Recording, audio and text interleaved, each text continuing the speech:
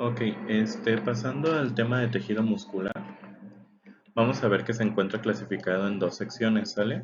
La primera sección vamos a ver un tejido muscular estriado, el cual, pues como tal, o como su nombre lo indica, sus células van a tener estriaciones transversas. Y este va a venir caracterizado o va a venir va a aparecer en tejido muscular estriado esquelético, cardiovascular y visceral. En el esquelético vamos a ver que se va a fijar directamente a los huesos, lo cual nos va a permitir movimiento y postura corporal. En el cardiovascular lo vamos a encontrar en las paredes del corazón y va a desembocar en algunos grandes vasos. Mientras que en el tejido visceral vamos a encontrarlo en lengua, esófago y diafragma. Y a su vez también vamos a poder encontrar en un tipo de tejido muscular liso, el cual va a ser caracterizado porque sus células no van a tener estriaciones. En cuanto al concepto, vamos a ver que un tejido va a ser un cúmulo de células alargadas, enlaces paralelos, cuya función principal va a ser la de la contracción, porque estamos hablando de músculo, ¿sale?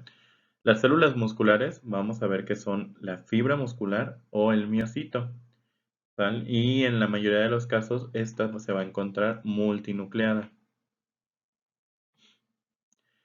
En cuanto a la contracción, vamos a ver que es cuando los miofilamentos tienen proteínas contráctiles.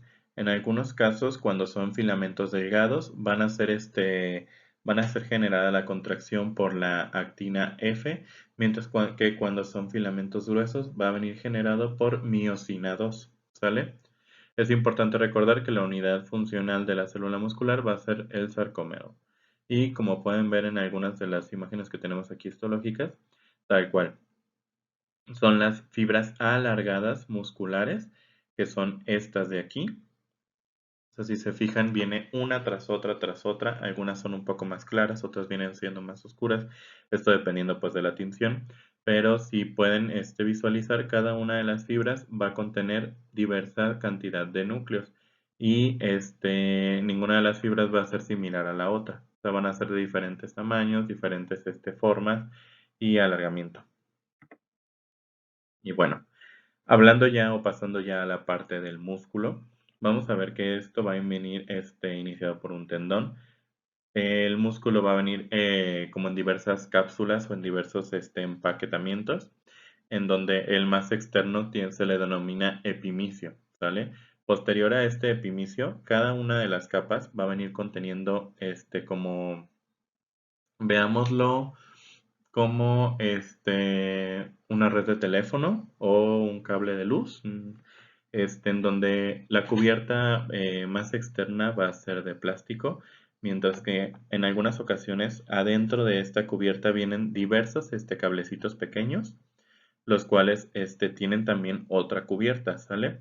En este caso, la cubierta más externa es el epimicio. Posteriormente vienen diversos cablecitos, los cuales van a estar recubiertos por otra capa que a la cual se le denomina perimicio. Posteriormente, dentro de este perimicio van a venir otros cablecitos, los cuales se le van a denominar endomicio, conteniendo así ahora sí que el cable o la unidad más pequeña del músculo, ¿sale? La cual viene cubierta por una pequeña tela, la cual se le denomina sarcolema, y la cual va a contener miofibrillas, ¿sale? Y bueno, como ya se los expliqué, el tejido conjuntivo que recubre el músculo va a venir dividido en tres secciones. El primero es el epimicio, que es el conjunto de fascículos que forman el músculo. El perimicio, que es un grupo de fibras que forman un fascículo. Y el endomicio, que son las fibras musculares individuales. Y bueno, vamos a ver que el sarcómero, perdón, el cual es la unidad más pequeña del músculo, está dividido en miofilamentos, los cuales van a tener proteínas contráctiles, como ya lo mencioné anteriormente. El filamento delgados va a tener la actina F, troponina y tropomiosina, mientras que los filamentos gruesos van a contener miosina 2. Algunas proteínas accesorias que podemos llegar a encontrar son la titina, la actinina, la nebulina, la tropomodulina, la miomesina y algunas otras. pero quédense lo más como lo que les pueden llegar a preguntar en algún examen siempre va a ser en filamentos delgados, la actina F, en filamentos gruesos, la miosina 2. Y bueno, este es el mismo corte que teníamos en un inicio, en donde podemos ver las fibras alargadas, multinucleadas y con algunas estriaciones, que posteriormente les explicaré un poquito más.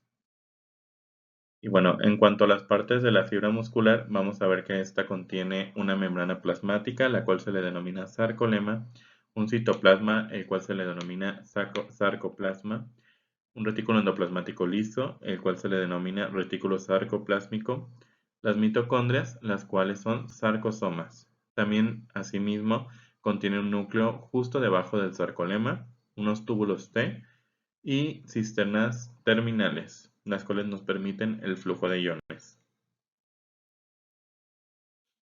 En cuanto a los tipos de fibras musculares, vamos a ver que existen tres. Las fibras muscular tipo 1 son las oxidativas lentas, las cuales aquí vienen representadas como puntitos rojos o las fibras rojas, las cuales van a tener mayor cantidad de mitocondrias y de mioglobulina, evitando así un exceso al momento de estar en una actividad física rigurosa. Vamos a ver que estos nos van a permitir una menor carga de fatiga y una menor tensión muscular. En cambio, las fibras tipo 2A son glucolíticas oxidativas rápidas. Estas van a tener una menor carga de mitocondrias, una menor carga de mioglobulina y estas van a almacenar glucosa.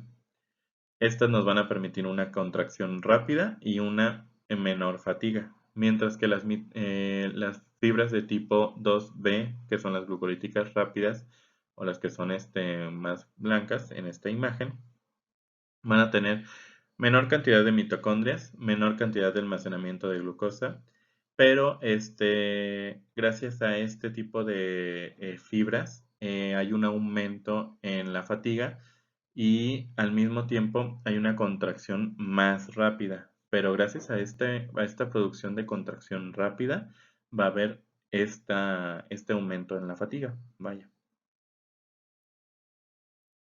Y bueno, pasando a la fibra muscular cardíaca, vamos a ver que son células más cortas, van a tener un núcleo en el centro, van a tener el mismo tipo de elementos contráctiles, tienen discos intercalares, que son estos de aquí, los cuales nos van a permitir una adhesión entre cada una de las células o de las fibras musculares junto con otra. Esta, uniéndose así en cada una de las ramificaciones, específicamente en los discos intercalares, que son estos de aquí. Y pasando a una imagen histológica, vamos a ver los discos intercalares aquí, que están señalados con la flecha. Espero y si se alcanzan a ver, yo creo que sí se ven. Igual, si alcanzan a ver, son uninucleadas entre cada uno de los discos intercalares, ¿sale? Y nos van a permitir la unión entre una de las fibras junto con otra. Por ejemplo, aquí tenemos un ejemplo. Son dos fibras diferentes, pero están unidas por un disco intercalar. Asimismo, aquí tenemos otra unión de dos fibras diferentes unidas por un disco intercalar. Y bueno, la fibra muscular lisa son células longitudinales fusiformes con un núcleo en el centro y son más alargados y tienen el mismo tipo de elementos contráctiles. Si se fijan, las fibras son más alargadas, tienen el núcleo normalmente en el centro de cada una de las fibras y estos núcleos son alargados. Y bueno, en resumen, vamos a ver que en el caso del músculo esquelético van a tener fibras estriadas, tubulares y multinucleadas. El tipo de contracción es voluntario, están normalmente unidos al esqueleto. En el caso del músculo liso, es el que recubre la mayoría de los órganos, van a ser fibras lisas, falciformes y uninucleadas. El tipo de contracción es involuntario y normalmente están cubriendo la pared de los órganos internos. Y en el caso del músculo cardíaco, son fibras estriadas, ramificadas y uninucleadas. Tienen un tipo de contracción involuntario y solo cubre las paredes del corazón. Y bueno, pasando a lo que sería ya el tejido sanguíneo, Vamos a ver que este está compuesto pues por sangre, vaya. Y la sangre va a estar compuesta por células y un componente extracelular. Como dato curioso, normalmente una persona contiene alrededor de 6 litros, una persona promedio adulta va a tener 6 litros de sangre, lo cual va a corresponder al 7 o al 8% del peso corporal total. Es decir, en una regla de 3, donde una persona pesa 50 kilogramos, que sería su 100%, el 7% que sería el equivalente al peso sanguíneo, o la cantidad de litros que contiene en cuanto a sangre, estamos hablando de una regla de 3, que sería 50, lo que son los kilos, por 7%, que son el porcentaje de sanguíneo, entre el 100% de superficie corporal, lo cual nos daría un 3,5 kilogramos o 3,5 litros de sangre, lo que contendría una persona de 50 kilogramos. La sangre nos va a ayudar a transportar oxígeno y sustancias nutritivas, transporta desechos y dióxido de carbono desde las células, distribuyen hormonas y sustancias reguladoras, mantienen la homeostasis y transporta células y agentes humorales. En cuanto al tejido sanguíneo, vamos a ver que la sangre contiene diversos componentes, entre los cuales se encuentran pues el eritrocito, las plaquetas y células blancas, entre los cuales están los leucocitos, monocitos, linfocitos, neutrófilos, basófilos y eosinófilos. Vamos a ver que de un 100%, un 45% estaría comprendido por células, mientras que un 55% estaría comprendido por plasma. Y esto variaría en cuestión a las mujeres, de un 35 a un 45% del porcentaje de las mujeres sería equivalente a plasma, mientras que en el caso de los hombres sería de un 39 a un 45%. En cuanto al tejido sanguíneo, vamos a visualizar que contiene algunas proteínas, como la albúmina, la cual se sintetiza en el hígado, nos ayuda a ejercer una presión oncótica y son proteínas transportadoras, las cuales cuando hay una deficiencia en este tipo de proteínas, nos genera una nula o una mala recaptura del líquido libre en el cuerpo, generándonos uno de los síntomas, uno de los cuadros clínicos que posteriormente van a ver más a fondo cuando vean patología o fisiopato, el cual sería pues el edema. Y los valores normales que debe de haber en el cuerpo de albúmina son bueno, en nivel sanguíneo, son de 3,4 a 4,5 gramos por litro. Posteriormente tenemos otras proteínas plasmáticas como las globulinas, las cuales están divididas en inmunoglobulinas y globulinas no inmunes. Asimismo, contamos con fibrinógeno, la cual se sintetiza en el hígado y participa en el sistema o en la cadena de coagulación.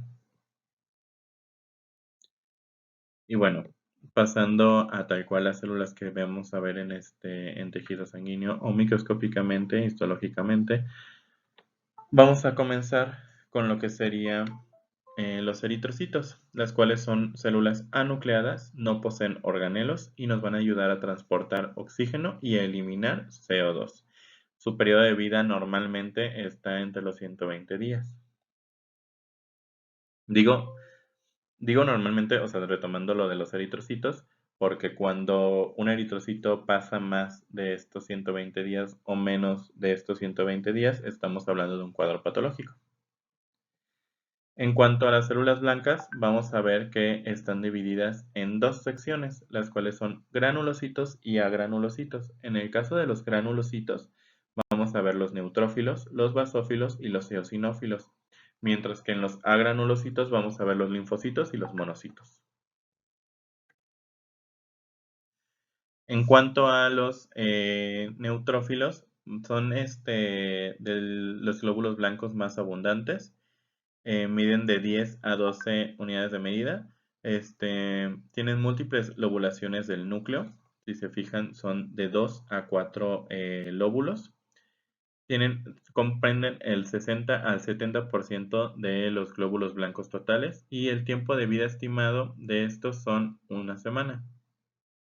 Son polimorfonucleares y una de las características que pueden llegar a encontrar en los neutrófilos son el corpúsculo de Barr. Si se fijan en esta imagen, que aunque es un dibujito, son tres lóbulos o pues sí, tres lóbulos, tres secciones, las cuales están unidas a final de cuentas, pero no dejan de ser tres.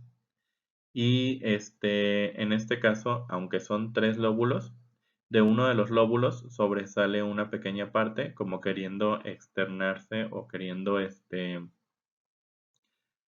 dividir otro lóbulo que no va a ser en cadena, o sea, no va a venir en esta cadenita, sino que de este quiere sacar otro lóbulo y a esto se le llama el corpúsculo de Barr. En el caso de otro de los granulocitos está el eosinófilo, el cual mide casi como los neutrófilos. Tiene dos lóbulos normalmente en el núcleo, o sea, está bilobulado. Con el 4% de los glóbulos blancos totales. Y tiene un periodo de vida de 3 a 4 días. Y bueno, vamos a ver que contienen cuatro tipos de proteínas, las cuales son la MBP, que es Major Basic Protein o proteína básica mayor, la cual nos va a ayudar a contribuir el daño tisular en asma y alergia, o bueno, contribuye en el daño tisular en el asma y la alergia, y estimula la liberación de histamina por los mastocitos y los basófilos. En el caso del SP, que es proteína catiónica del eosinófilo, tiene actividad de la ribonucleasa, es tóxica contra parásitos, bacterias y células propias y es útil como marcador de actividad eosinofílica. En el caso del EPO o CPO, es peroxidasa eosinofílica, es muy efectiva contra elementos y microorganismos y contribuye al daño oxidativo de tejidos. Y en el EDN, que es la neurotoxina derivada del eosinófilo, esta tiene una actividad antiviral, específicamente contra virus ARN, es neurotóxica y puede dañar tejido nervioso. Pero en sí, o sea, estas cuatro nos van a ayudar como protectores a helmintos, bacterias y virus, pero también en algunos casos puede llegar a ser dañinos en personas que padecen enfermedades alérgicas, asma, enfermedades autoinmunes o incluso en algunos casos de colitis.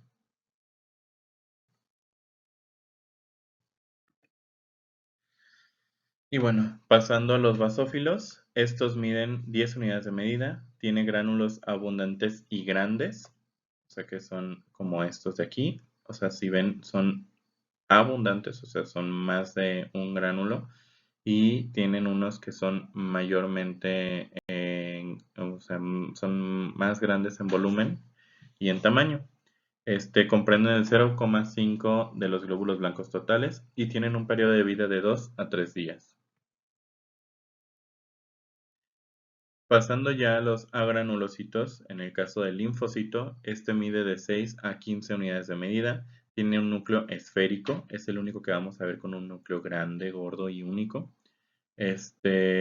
Comprende el 30% de los glóbulos blancos totales y tiene un tiempo de vida de pocos meses a varios años. Estos comprenden o están subdivididos en linfocitos T, linfocitos B y linfocitos NK. Y en el caso de los linfocitos T están subdivididos en cuatro secciones. Linfocitos TCD8, que son los citotóxicos, linfocitos CD4, que son los cooperadores, linfocitos T reguladores y linfocitos gamma delta. Esto ya después lo verán más específicamente en inmuno.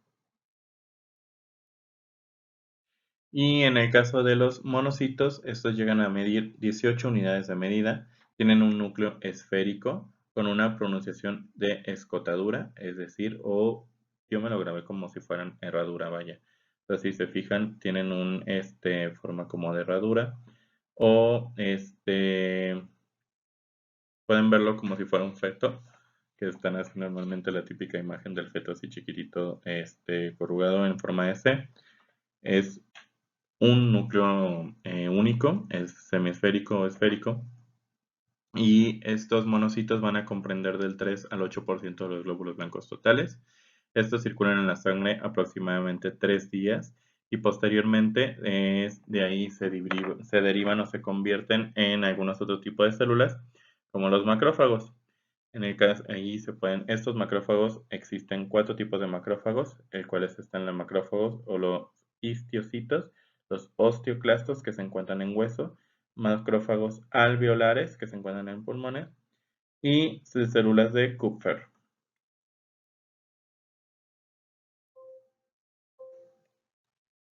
Y bueno, pasando a los trombocitos, estos llegan a medir de 2 a 3 unidades de medidas, son anucleados, estos derivan de los megacariocitos y tienen una vida media de 10 días.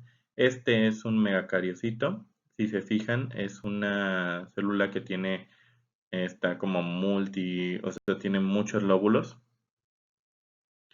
Y en cuanto a los trombocitos, los puedes encontrar en 4 tipos de zonas: en zonas periféricas, zona estructural, zona de orgánulos o zona membranosa. Y bueno, ya para terminar y para que ya descansen, tomen apuntes, pasamos a tejido nervioso. En el caso de tejido nervioso, como ya lo vimos en la anterior clase, existen 2 tipos de células de sostén y de la glía y los tipos de neuronas periféricas. Como ya lo vimos, existen células o neuronas motoras, sensitivas y de integración. Para recordar, las motoras son las que nos van a transmitir impulsos desde el sistema nervioso central hasta los receptores, es decir, de cerebro a lo más externo, o sea, vaya. En el caso del sensitivo, son neuronas que transmiten impulsos desde los receptores, o sea, desde lo más externo, desde nuestras manos, nuestros músculos, hacia sistema nervioso central. Es decir, son fibras aferentes somáticas, nos ayudan a detectar dolor, temperatura, presión, propiocepción y algunos otros síntomas, inclusive síntomas viscerales. Y en el caso de las de integración son las que nos ayudan a conectar las neuronas motoras con las neuronas sensitivas, también llamadas interneuronas. En cuanto a las partes de una neurona, vamos a ver que estas se encuentran divididas en lo que sería el soma, que es el núcleo grande y esférico. En el caso de la imagen histológica sería este núcleo blanco, ovoide, con un nucleolo, que es este de aquí, hiperdenso, el cual va a contener los organelos. Asimismo contiene un citoplasma, unos poliribosomas en racimos, que son los cuerpos de Nissl, ¿sale? Que son estos de acá. Asimismo vamos a ver que contiene, o su cuerpo también tiene dendritas, las cuales son las prolongaciones de la membrana plasmática amielínicas, son estas de aquí. Nos van a ayudar a integrar y recibir impulsos nerviosos. En el caso del axón, este nos va a ayudar a transmitir información del soma a la célula diana. Se origina en el cono axónico, el cual va a tener este citoplasma llamado axoplasma y puede tener vainas de mielina, es decir, el axón son la colita. Las vainas de mielina son las que nos van a ayudar a recubrir al axón y nos van a ayudar a protegerlo. Cuando las vainas de mielina se ven atacadas o se ven desgastadas, nos generan algunos cuadros patológicos como lo es el Parkinson o el Alzheimer, generando así la producción de un proceso de sinapsis mediante las axodendritas, las axosomáticas y las axoaxónicas. La sinapsis es el proceso de intercambio de información o de un intercambio como de, por así decirlo, de electricidad, que es en donde va a venir comprendida o va a ser mandado estos estímulos, ¿sale? Y se viene mediada por excitadores e inhibidores. En cuanto a los excitadores, tenemos la acetilcolina, la glutamina y la serotonina, mientras que los inhibidores tenemos a la GLaBa y a la glicina.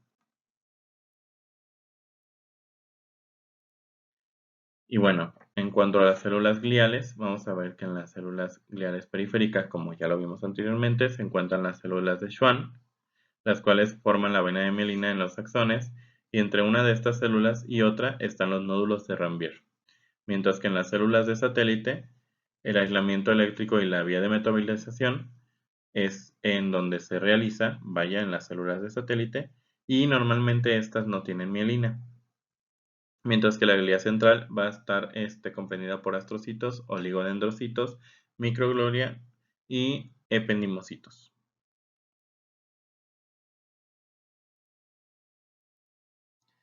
Y bueno, en cuanto al tejido conjuntivo del sistema nervioso central, vamos a ver que está comprendido por piel, periósteo, hueso, la dura madre, aracnoides y la pía madre, es decir, las células que van a recubrir a la masa encefálica, al cerebro. Vaya.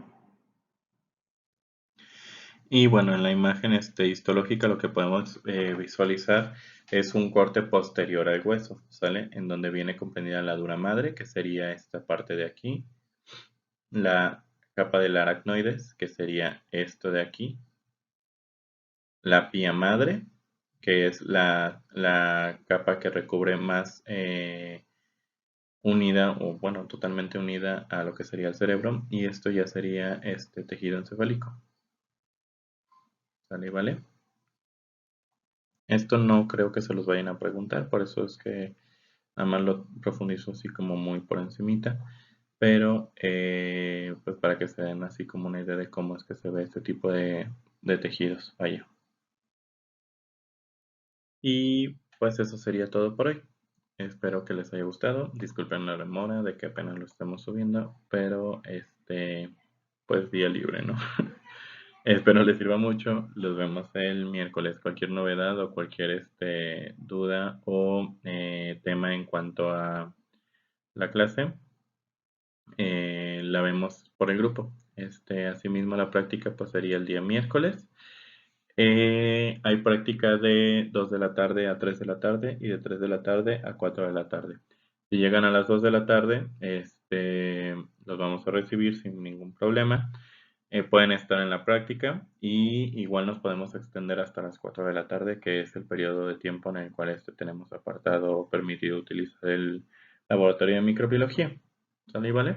En un ratito más les mando las especificaciones de lo que sería cómo van a ir vestidos, pero me parece que nada más sería ropa normal y con bata, y calzado cubierto, no descubierto, no sandalias, ¿vale? Y sería todo.